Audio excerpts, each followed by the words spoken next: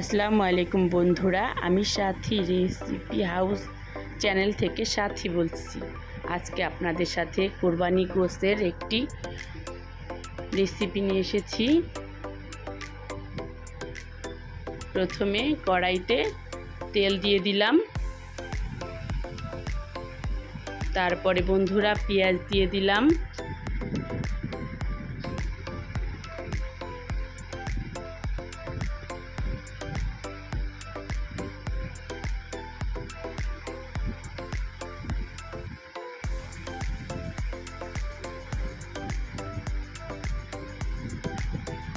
তারপরে বন্ধুরা পেঁয়াজ বেরেস্তাতে আদা রসুন বাটা দিয়ে দেব।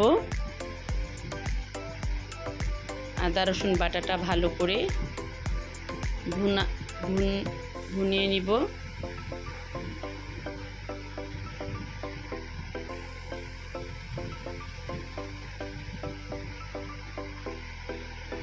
তারপরে বন্ধুরা জিরা গুঁড়ো, ধনিয়া গুঁড়ো, গরম মশলা গুঁড়ো দিয়ে দিলাম বন্ধুরা।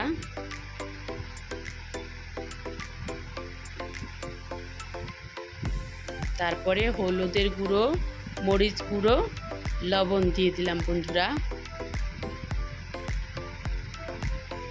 তারপর আবার ভালো করে ভুনে নিব।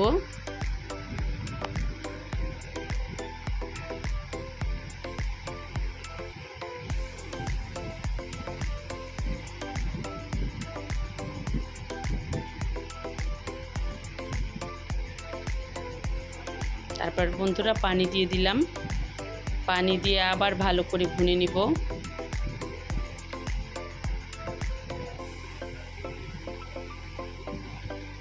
ভুনে মানে বন্ধুরা ভালো করে কষিয়ে নিব।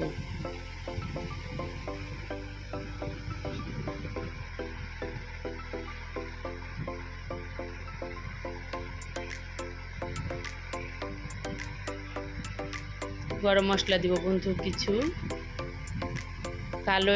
কালো গোলমরিচ, একটা কালো এলাচ, দারচিনি আর এলাচ আর লং দিয়ে ভালো করে কষিয়ে নিব বন্ধুরা।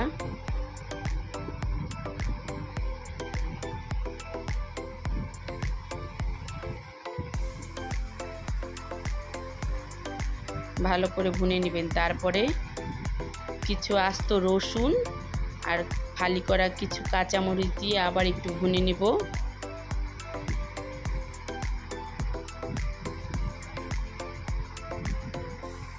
তারপরে বন্ধুরা কিছু মোটা করে কাটা পেঁয়াজ দিয়ে দিব। পেঁয়াজটা ভালো করে আবার ভুনে নিব, মানে ভালো করে কষিয়ে নিব।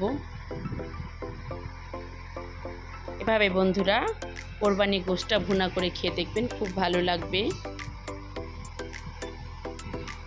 এই প্রসেসে বন্ধুরা কোরবানির গোশত ভুনা করলে ভালো লাগবে। তারপরে বন্ধুরা গোশতটা দিয়ে দিব, গোশতটা দিয়ে ভালো করে আবার কষিয়ে নিব।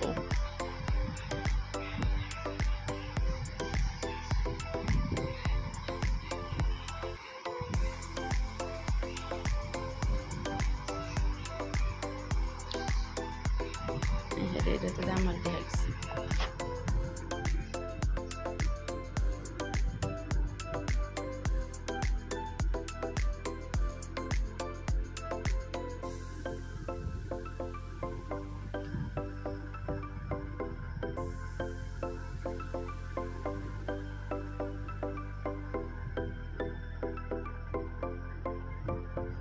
তারপরে বন্ধুরা ঢাকনা দিয়ে ঢেকে রান্না করে নেব।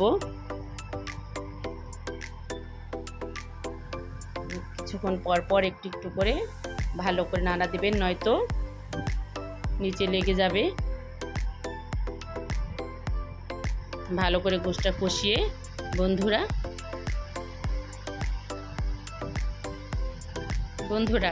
যে কোনো তরকারি যত কষাবেন ততই স্বাদ লাগবে, ততই টেস্ট বাড়বে।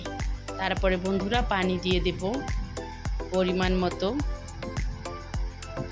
কোরবানির গোশত অল্প পানি দিলেই হয়ে যায়।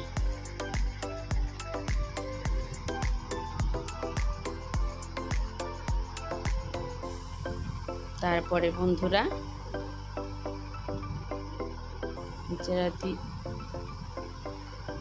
তারপরে বন্ধুরা ভালো করে নেড়ে চেড়ে ঢাকনা দিয়ে ঢেকে রান্না করে নেব। সেদ্ধ হওয়ার আগ পর্যন্ত রান্না করে নেব বন্ধুরা। তারপর রান্না প্রায় হয়ে গেলে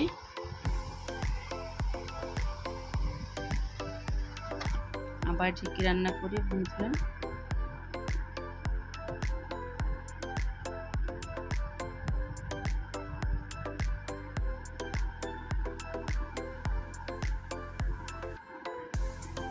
বন্ধুরা কিছু জিরা ভেজে গুঁড়ি করে নিয়েছি, সেটা দিয়ে দিলাম। ভাজা জিরা গুঁড়ো দিয়ে দিলাম, দিয়ে ভালো করে আবার মিশিয়ে নিব।